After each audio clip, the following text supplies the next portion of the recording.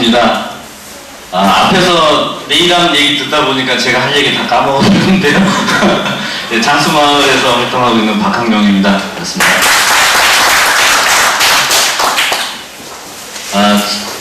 제가 이 모임은 사실 오늘 처음인데요.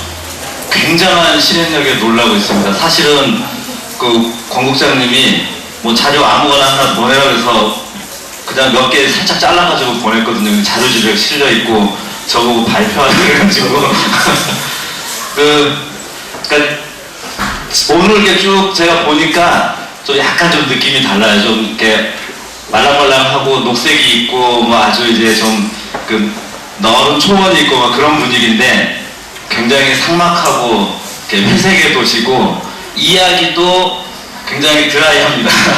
그래서 좀 제가 그냥 간략간략하게 짧게 어떤 마을인지 우리가 어떤 구상인지 중심으로 이렇게 소개만 드리는 정도로 하고요. 아마 이제 다른 기회에 같이 고민을 할 수 있으면 좋겠어요. 도시 지역에 도시에서도 아주 일반적인 사례는 아니고요. 아주 특수한 사례고 또 사실은 또 뭐 어떻게 일반화하기 어려운 아주 독특한 케이스이기 때문에 오늘 뭐 관심을 또 덜 갖는 분들도 많이 있을 것 같습니다. 장수마을 전경이고요. 이거는 한성대학교랑 마주보고 있는 곳이라서 한성대학교 빌딩 위에서 찍은 사진이에요. 그래서 뭐 대강 저런 분위기인데 뭐 이뻐 보이죠, 사진은. 네. 실제로는 그렇지는 않고요. 저희가 2008년 여름부터 이제 주민들하고 만나기 시작했고 저는 이제 이 근처에 살고 있어서 좀 인연이 됐었는데 그때부터 했던 활동을 1년에 한 장씩만 이렇게 넘어가겠습니다.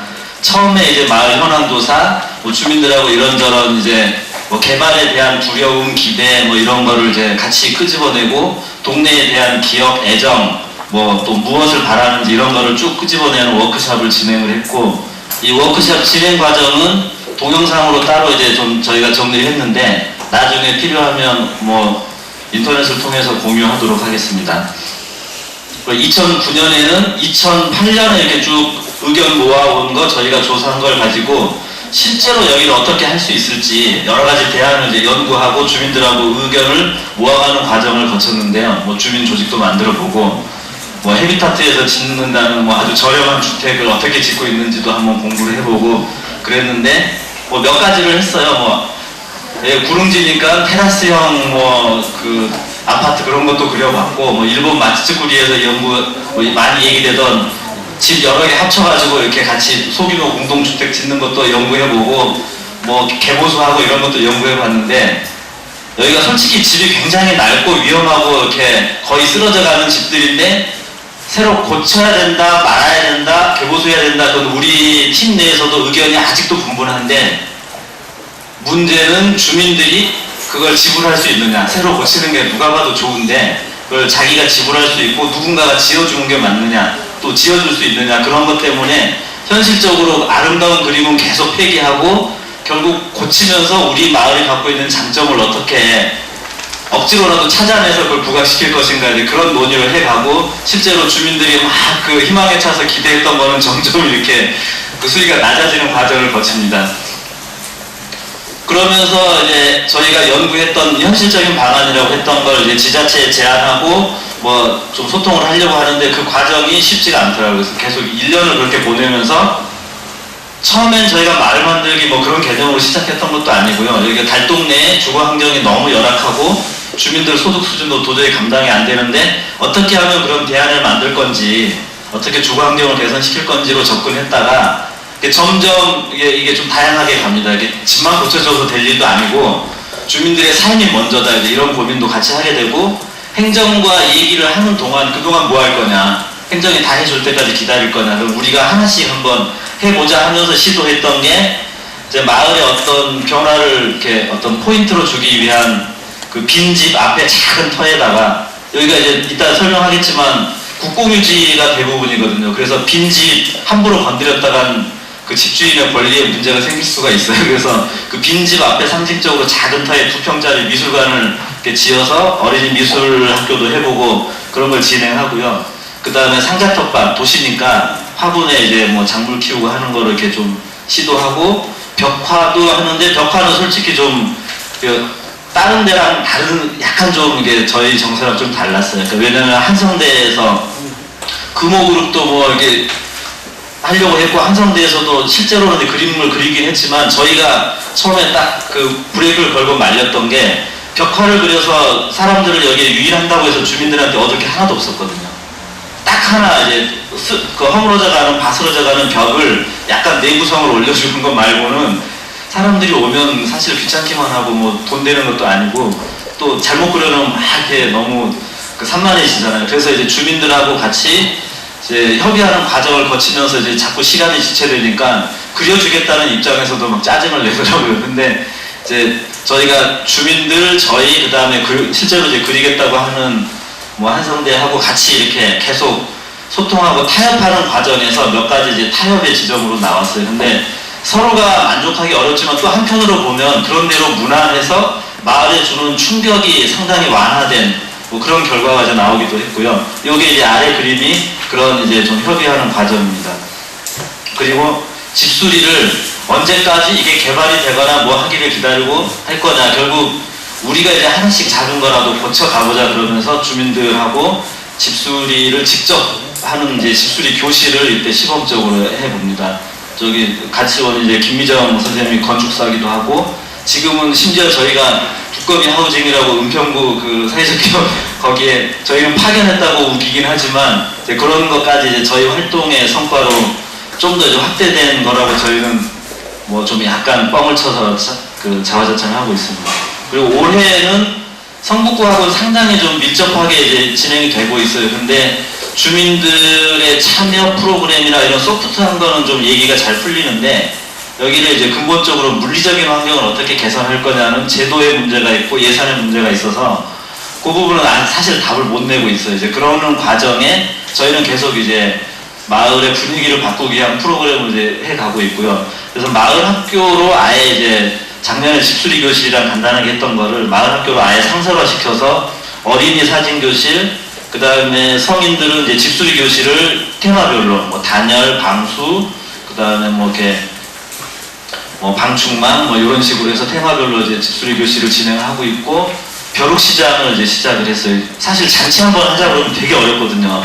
근데 이제 벼룩시장은 물건 몇 개 내놓고 물건 판매 수익은 뭐 옷 30벌 팔아봐야 2만 몇천 원 뭐 이런데 이제 거기에 같이 막걸리 놓고 음식 놓고 하면서 사실상 벼룩시장이 마을 잔치가 되고 있고 이 아래 사진이 그런 사진입니다. 그리고 올해 골목을 직접 우리가 조금씩 손대해 보기로 했어요. 골목에 장점은 있거든요. 노인네들은 정말 힘들고 불편한 계단에 뭐 미끄러운 길이고 그런데 여기를 골목을 조금 편하게, 조금 이쁘게 이제 우리 스스로 바꿔보자고 하는 걸 준비하고 있고, 이제 마을 기업을 이제 지금 시작했는데, 이 마을 기업이 수익을 내자고 하는 마을 기업이랑 좀 다릅니다. 그러니까 다른 게 아니라 여기가 집을 고쳐야 되는데 다른 방법이 없으니까 우리가 주민들 이렇게 예전에 10년 전에 목수했던 분, 뭐 설비하셨던 분, 지금이라도 망치질에 자신 있는 분 이런 노인네들을 모아서 집을 우리가 직접 고치려고 하는 거예요.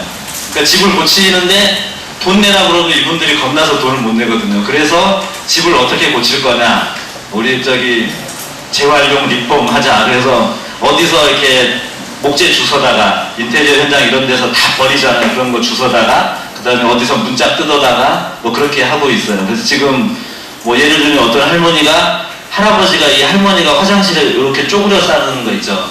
여기 재래식도 몇 군데 남아있거든요. 그래서 곧 쪼그려 싸는데 무릎이 부실해서 너무 힘들어한다. 그래서 앉아 싸는 양변기로 바꿔주고 싶다. 근데 그거 하나 사더라도 몇십만 원 하잖아요. 그래서 어디 경로당 구석에 처박혀서 약간 금가서 이렇게 박혀있던 변기 찾아가지고 그거 이제 뜯어서 이제 붙여주는데 원래 그 화장실을 너무 조그맣게 지어가지고 그 변기를 안 치니까 도저히 자리가 안 나오더라고요. 그래서 약간 돌려서 문 열고 노인네 두 분만 사시니까 뭐 열어도 상관없잖아요. 그러면서 문 열고 앉아서 일을 보실 수 있게 그렇게 이제 앉혀드리고 뭐 그런 식으로 이제 시작하고 있어요, 사실은. 그래서 저희가 이제 매일 소식 보내는 데다가는 어디 재개발 철거 현장에서 어차피 뭐 철거 업체도 안 가져가고 그런 자재들이 있으면 우리는 여기서 다 쓸 거다. 다 좀 가져갈 수 있게 해달라 이제 그렇게 지금 얘기를 하고 있고요.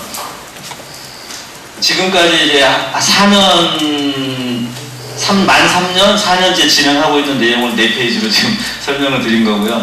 이제 이렇게 하면 장수마을이 어떤 곳인가 좀 궁금하시죠? 그래서 장수마을에 대한 소개를 간단하게 좀 해드릴게요. 여기가 서울 성곽, 그러니까 서울을 이제 사대문을 쭉 이렇게 돌고 있는 성곽 밖에 있어요. 그러니까 이제 외분들이 쳐들어오면 그거를 위에서 못 올라오게 힘들게 막을 그 조선시대에 시체나 버리던 그런 곳에 자리를 잡은 사람들이거든요. 역사가 오래된 게 아니고 전쟁 이후에 60년대 서울로 올라온 분들이 사대문 안에 아니면 사대문 근처에 좀 낮은 데 안현동, 이화동 이런 데서 자리를 잡으려고 했다가 거기서 밀려난 분들이에요. 그래서 거기서 자리 못 잡고 이쪽에 빈터가 좀 있으니까 여기 와서 새끼줄 쳐놓고 이제 식구들 불러 모아서 기둥 세우고 이렇게 천막 씌워서 이렇게 운막집을 짓고 살다 있다가 공무원들이 싹 철거하면 또 옆에 비켜 있다가 다시 세우고 그렇게 하룻밤 보내고 했다가 이제 양성화 조치되면서 막 블록으로 대강 집을 지은 집이에요. 그 집들이 지금 40년, 50년 돼서 이제 한계에 다다른 거죠. 근데 그 집 하나하나를 보면 진짜로 막 이게 진화해 가는 게 보여요. 요만하게 지었다가 옆에다 덧대가지고 새도 놓고 또 아쉬우면 또 덧대서 새 놓고 그래서 집 모양이 가지가지고 자기 집 안방도 잘라서 새 놓고 근데 문제는 이분들이 이제 여기가 대부분 국공유지여서 변상금이 서울이라 꽤 많이 나옵니다. 뭐 웬만큼 터 잡고 있으면 변상금이 뭐 한 1년에 400, 500 정도 나오고요. 그러니까 그 정도를 소득이 없으면 계속 연체하고 있는 거예요. 그래서 뭐 평균은 한 1600 정도로 나왔는데 폐지 팔아가지고 계속 갚으신 분들은 연체가 안 돼 있으니까 뭐 이도저도 안 되거나 아니면 언젠가는 해결되겠지 하면서 연체하신 분들이 제가 느낌으로 보니까 한 5, 6천 정도 연체가 돼 있고요. 그거를 실제로 계산을 해보면 이분들은 감이 그렇게 안 돼 있지만 그렇게 변상금이 연체된 게 뭐 한 5천, 6천, 많은 분은 1억까지. 그 다음에 아쉬우니까 소득이 없으니까 계속 방 잘라서 세를 놨잖아요. 전세 놓고 그 전세를 한 7개 놔두면 그게 또 한 6, 7천 돼요. 그 빚이 1억 5천에서 한 2억 정도가 계산해보면 자기 현실은 안 그렇지만 계산해보면 그런 거예요. 그리고 이 집이 솔직히 평가가 얼마나 나오겠어요. 보상받을 거 없죠. 그래서 실제로 개발을 한다 그러면 빈털터리가 아니라 이제 마이너스죠. 그래서 주인들이 하는 얘기가 세입자만도 못하다. 왜냐면 세입자는 보증금이라도 받아 나가거나 아니면 그냥 똔똔인데 자기들은 이제 빚을 떠안고 있다. 이런 좀 뭐랄까 이렇게 좀 피해의식이 굉장히 강해요. 근데 2004년에 재개발 예정구역으로 묶였고 실제로 개발은 전혀 안 되고 있고 그래서 이제 사실은 손바꿈이 이제 투기꾼들에 의한 손바꿈이 돼서 현재로는 한 80% 정도가 외지 가옥주예요. 외지 가옥주도 불쌍한 사연들이죠. 왜냐면 되지도 않을 때다가 묻어놨으니까. 근데 문제는 가옥주 중심으로 모든 제도가 이제 그 설정 이 지역 같은 데는 어떤 지원 사업이나 새로운 어떤 사업을 끌어오기가 너무 힘들어요. 그래서 저희가 뭔가 여기서 성공하면 세입자 중심의 세입자가 많은 거주하는 그 지역에서 어떤 모델이 나온 첫 케이스 뭐 나올 수 있을지 모르겠습니다. 뭐 그런 게 되지 않을까 싶어요. 요거는 이제 그 저희 팀의 국가건축 분들이 작업한 동네 지도예요. 그러니까 골목 지도인데 사진과 자기가 직접 실측해서 일일이 손으로 그려서 이제 컴퓨터에 입힌 건데 이게 의미가 있는 게 골목의 구조가 아주 정확히 드러나 있어요. 이게 조그마해 보이지만 사실은 여기에 한 150채 건물이 있고 320가구가 살거든요. 단독 가구까지 해서. 그래서 서로 도시에서도 시골의 정치가 남아있긴 하지만 골목이 다르면 모르는 경우가 많아요. 저희가 쭉 그 커뮤니티 관계를 조사를 해보니까 골목을 통해서 만나고 골목을 통해서 이렇게 서로 관계가 형성이 되는데 저기 보면 차가 겨우 다닐 수 있는 그 외곽으로 딱 찻길이 딱 하나 있거든요. 거의 일방통행 비슷한.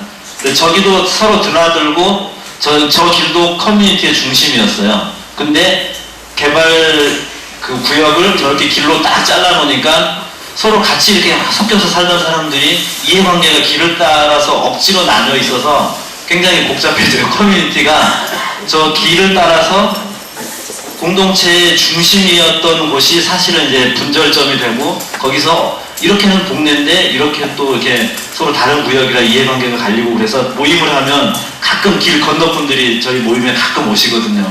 근데 오셨다가 같이 한 동네 사람처럼 얘기하다가 또 결정적인 순간 되면 한 이 구역 사람이 아니야 그러면서 또 빠지게 되고 그런 현상들이 좀 있습니다.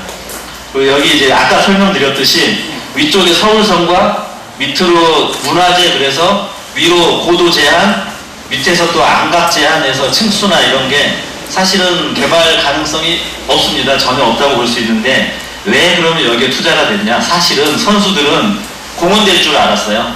공원 될 줄 알고 이게 이제 2008년 초까지 있었던 서울시 철거민 특별분양권, 서울시만 있었던 제도니까 다른 지역에서는 잘 모르실 거예요. 그러니까 그 공원이나 도로 만들 때 이제 수용하게 되면 분양권을 줬어요. 아파트 분양권. 아파트 분양권 잘 받으면 대박이죠. 어디 강남 이런 데 받으면 보상도 넉넉하게 받고 분양권도 받고, 그래서 따따블 그 로또인데, 이게 요 옆에 지금 공원된 이 지역도 그렇고 서울성곽 옆으로도 그 산책로 내느라고 그 보상받았고, 그런 사람들이 불과 한두 집 건너에 불과 2, 3년 전까지 있었던 거예요. 그러니까 이 사람들이, 주민들이 볼 때는 자기 옆에 대박이 터졌는데 자기는 그런 기회가 안 오니까 계속 평생 이 동네 자리 잡은 것만 해도 기회랑 기회는 빗사이로 계속 피해 다니면서 이 동네까지 온 사람들인데 그 마지막 기회까지 이제 떨궈지니까 굉장히 이제 속상한 거죠. 요거 이제 토지 소유 현황을 보는 건데, 요 위에 그 노란색인가요? 요쪽이 국공유지예요. 요거는 여기가 그러면 개발 예정지가 아니어서, 그러니까 개발 예정지가 아니면 그런 가능성이 있냐? 그것도 아니죠. 여기가 대부분 골목길이라 3m 도로도 별로 없어요. 그러니까 이제 도로, 주차장 부지 이런 걸로 하면 현행 건축법상으로도 여기 다 풀어준다고 해도 집을 신축하거나 개축하거나 아니면 뭐 대수선에 번듯하게 고치는 것도 불가능해요. 이거는 그때 구청 설득하느라고 억지로 조항 찾아내가지고 막 할 수 있다. 구청장이 여기에 결심만 하면 여기도 할 수 있다라고 우겼던 거지, 실제로 뭐 이렇게 현실이 있어서 그런 건 아니고요. 요건 이제 저희가 뭐 지금 제가 말씀드렸던 내용들을 리서치했던 내용이라서 넘어가겠습니다.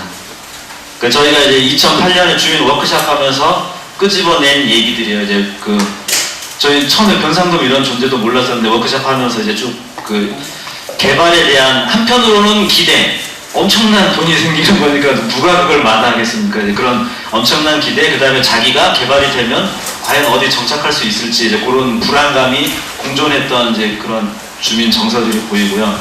지금도 세입자분들 중에 집을 옮기려고 하는데 다른 데로 못 옮기고 저보고도 이제 계속 어디 빈집을, 주인을 빨리 찾아달라고, 주인들이 연락이 안 되거든요. 이러면 주인을 찾아달라고 하는데 왜 다른 데서 이사 가시지 그러냐 그러면, 지금 전세금이 1,800인데 서울에서 1,800이면 그거 그냥 월세입니다. 1,800인데 자기가 2,000까지는 어떻게 말을 하겠는데 어디를 뒤져봐도 여기 구할 데가 없다, 이 동네를 떠날 수가 없다, 이제 그러는 거예요. 그래서 여기를 싹 밀고 뭐 아파트를 하거나 그러면 이분들은 사실은 자기 생활 근거지 다 버리고 어디론가 서울 외곽으로 나가야만 되는 상황이죠. 요건 이제 그러면 자꾸 개발 얘기만 하니까 동네에 당신 집이 뭐가 불편하고 동네에는 뭘 원하는 건지 한번 얘기를 해보자 하면서 쭉 모아봤던 얘기인데, 뭐 서울이니까 도시가스 얘기 많이 나오고, 여기 기름 떼는 게 장난 아니에요. 그래서 기름 안 떼거든요. 뭐 그런 골목길 뭐 그런 부분들이 많이 나옵니다. 그리고 요거는 이제 저희가 동네 보물을 찾아보자, 워낙 이제 어렵다, 힘들다, 고쳐야 된다는 얘기만 하니까 동네의 장점을 얘기하라 그랬더니 좋은 거 얘기하면 개발 안 해줄까 봐서 자꾸 나쁜 것만 얘기하는 거예요. 그래서 옛날 얘기해보자. 그래서 과거의 기업들을 이제 떠올려 보면서 저희도 몰랐던 마을의 내력이나 역사를 많이 이제 알아냈었고요. 이건 저희가 이제 그냥 뭐 처음에 아까서도 말씀드렸듯이 이 마을이 워낙 주거환경이 문제인데 이걸 어떻게 개선할 거로 접근했지, 이 마을 만들기 이런 개념으로 접근했던 게 아니라서 뭐가 필요하냐, 동네에 물리적 환경만으로는 안 된다, 뭐 사회적인 거, 경제적인 거 이걸 종합적으로 해야지 여기에 주거 환경도 개선되고 지속될 수 있다. 그리고 중요한 건 사람들의 삶이다. 이제 이런 문제의식을 정리한 거고요. 그거를 어디선가 이제 개념을 따와가지고 붙인 이름이 사회적 재정비고요. 요건 그래서 이제 마을의 목표, 어떤 식으로 여기를 개선해 나갈 것인가를 정리했던 내용입니다. 그리고 작년 올해 이제 진행했던 게 뭐 아까 말씀드린 것처럼 구청에서 아직 구체적으로 물리적 환경에 대해서 손을 못 대니까 우리가 직접 하거나 조사해서 제안하자 해서 골목길을 조사하는 거예요. 이제 이 양반은 원래 목수였던 양반인데 고관절이 나가서 일을 못 하고 있고 지금 마을 기업에 뭐 이렇게 저 몸으로 이렇게 일을 하고 있습니다. 그러니까 저런 계단에 노인네들이 다녀야 되는 거예요. 장애인도 많은데. 저런 데를 이제 조금 덜 미끄럽게 좀 바꿔줘야 되는 거고요. 요건 서울에서는 이게 옥상이에요. 옥상에 뭐 막 수백 그루의 나무를 심고 또 나름대로 굉장한 철학을 가지신 분도 있는데 이런 게 보기 힘들잖아요. 그래서 이런 거를 동네 장점으로 최대한 극대화하자 이런 의미로 좀 이렇게 하는 거고요. 요건 이제 전체적으로 불편하고 진짜 위험한 곳을 시급하게 어떻게 정비해야 되는가를 쭉 표로 정리한 겁니다. 요건 구청하고 얘기를 직접 하고 있는데 구청이 좀 이렇게 빨리빨리 안 되더라고요. 행정이라는 게 그런가 봐요. 그래서 우리가 할 수 있는 거 하나씩 좀 풀어가자 이런 계획서고요. 집은 어떠냐. 그래서 이제 집도 내부, 외부 이걸 쭉 조사를 해본 겁니다. 어느 정도인지. 요건 아까 그 목수 할아버지 집인데 엄청나게 쪼개져 있죠. 아쉬울 때마다 방 쪼갠 거예요. 그래서 지금 그게 다 빚으로 남아있고 보일러도 못 고쳐주는데 세입자는 보일러 없이 냉골에서 몇 년씩 거기서 살면서도 전세금을 받을 형편도 안 되고 뭐 도저히 답이 없어 보이니까 그냥 같이 살아요. 10몇 년째. 그런 집들 많습니다. 여기. 그래서 저는 이게 악덕 집주인이라고 그러는데 이 집주인 입장에서 보면 자기도 답이 없어요. 그래서 진짜 막 이렇게 도저히 해결의 길이 안 보이는 그런 집들이 많은데 이상하게 10몇 년을 서로 그렇게 악덕 집주인과 대책 없는 세입자가 한 지붕 살다 보니까 또 그런 대로 또 같이 지내요. 그러니까 같이 셋이서 서 있어 보면 재밌어요. 그러니까 저한테 이쪽 사람이 저한테 이 사람 욕하고 이 사람도 저한테 저 사람 욕하고 그러면 이제 둘이 이렇게 같이 붙여보면 둘이 또 막 웃어요. 그러니까 그런 관계로 계속 이렇게. 요거 이제 내부 진단표고 이거를 이제 저희가 몇 집 샘플로 이렇게 어느 정도 비용이 드냐 이게 사실 지금 법적으로 가능하다는 얘기가 아니라 빈 집을 놓고 살만하게 고치려면 이 정도 비용이면 되겠다라고 이제 뽑아본 건데 사실은 이 동네의 전세금으로 생각해보면 할만한 비용이에요. 뭐 전세금이 보통 한 500에서 2000 사이인데 뭐 한 1000 내외로 하면 그 정도 고치면 전세금 들어오고 뭐 한성대나 이런데 또 그 보증금 자산 형성을 미처 못한 이제 그런 저소득 계층은 좀 들어올 만한 곳이죠. 이걸 공적으로 뭐 공공에서도 생각해 볼 만한 사업인 것 같고요. 여기 이제 그런 내용들입니다. 그리고 아까 그 미술관 지었던 그 빈집 앞에 작은 공터고요. 여기 사람들이 들락거리고 애들이 문제를 일으킬까봐 저런 데는 무조건 이제 화분을 쌓는 거예요. 이딴만한 큰 움직이기 힘든 화분을 키우는 거죠. 예, 요게 이제 지금 마지막 페이지니까 이제 안심하셔도 좋습니다. 저희가 지금 구상하는데 올해 진행하고 있는 내용들이라 여기다가 자세하게 정리는 못했고 그냥 말씀으로만 드릴게요. 이게 집수리 둘에 마을기업인데 사실 둘에 만드는 거 엄청 어려울 것 같고요. 지금 어떻게든 마을기업 회원이라도 모집해보려고 구상하고 있는데 마을기업을 통해서 집을 같이 고치자는 거고 솔직히 저는 수익에 대한 기대 없습니다. 기업이라고 이름만 붙였을 뿐이고요. 여기 이제 저기 약간 지원받는 그런 거 있잖아요. 근데 이걸 언제 소진될까? 사실은 차가 안 들어가는 집 고치려면 오토바이도 사야 되고 막 날르고 해야 되거든요. 이게. 일반적으로 이렇게 그 괜찮은 땅에서 집 짓는 것보다 사실은 비용이 더 들어갈 수밖에 없어요. 그래서 이제 자재라도 중고자재 와서 주워오고 막 하려고 이렇게 궁여지책으로 생각하는 거고요. 그다음에 마을학교나 벼룩시장을 통해서 여기 이제 커뮤니티 주민들한테 어쨌든 활력을 주고 또 자신감도 주고 또 서로 의지하게 만들고. 그러니까 여기서 처음에 놀랬던 게 진짜 쌀 떨어지면 옆집 가서 쌀 꼬우고 그래요. 그러니까 그런 관계가 특히 저소득 도시 지역에서 저소득층한테는 이런 관계가 끊어지면 진짜 살기 어렵거든요. 근데 그런 관계를 지속시키고 넓히기 위해서 이제 이런 프로그램을 진행하는 거고요. 밑에는 저희도 이제 계속 고민 많이 했던 건데 이게 주민들한테 어떤 소득이나 삶에 뭐 큰 변화를 줄까 고민이 많긴 하지만 당장은 보기도 좋고 뭐 소일거리도 생기는데 크게 보면 외부에 좀 어필을 하자. 우리가 솔직히 다 해달라는 건 아니지만 이 마을에 관심 갖고 지금 제도적으로 묶여 있는 것도 좀 관심이 쏠리면 뭐 행정에서도 약간 좀 융통성을 발휘해주고 풀어주지 않겠냐. 그리고 뭐 지원을 할 수 있으면 더 좋고, 그래서 그런 이 마을이 사실은 허물어지고 이렇게 낡았지만 아름다운 구석이 있고 우리가 보존해야 될 어떤 가치가 있고 또 그걸 잘 만들어가면 또 그게 어떤 새로운 마을의 어떤 뭐 브랜드라고 하긴 좀 그렇고 이제 마을의 어떤 장점, 그 주변에 우리가 자랑할 만한 거리가 되지 않겠냐, 자부심을 가질 만한 거리가 되지 않겠냐, 이제 그런 의미로 살리려고 하는 게 이제 이분들이 화분 많이 키우니까 산자텃밭과 경관, 골목길 정비 이제 이런 거를 같이 쭉 이제 하고 있어요. 이거를 전체를 하나로 묶어주는 이제 중심은 올해는 이제 마을 학교가 되는 거고요. 그 주거환경 개선, 물리적 개선과 주민들의 어떤 실제 이제 경제적인 삶을 조금이라도 이제 개선해 나가는 중심은 마을 기업으로 잡고 있고요. 그러니까 요거는 저희가 뭐 성공할지 실패할지 솔직히 뭐 마을 만들기나 이런 게 성공과 실패를 가르는 기준이 있냐 그건 솔직히 의문이 들긴 해요. 근데 어쨌든 이제 외부에서 볼 때 주거 환경이 좀 진짜 바뀌었냐, 그다음에 주민들이 정말로 인파워먼트 됐냐 이런 거를 이렇게 좀 평가해 볼 만한 이제 어떤 구체적인 사업 내용을 두 개를 잡고 있고요. 뭐 저희가 어설프게 진행하고 있고 여기 선수들 앞에서 제가 좀 부끄럽긴 하지만 앞으로 저희 장수마을의 주민들이 진짜 희망을 가지고 자기 삶을 좀 이렇게 계속 붙들 수 있도록 좀 응원해 주시기 바랍니다. 고맙습니다.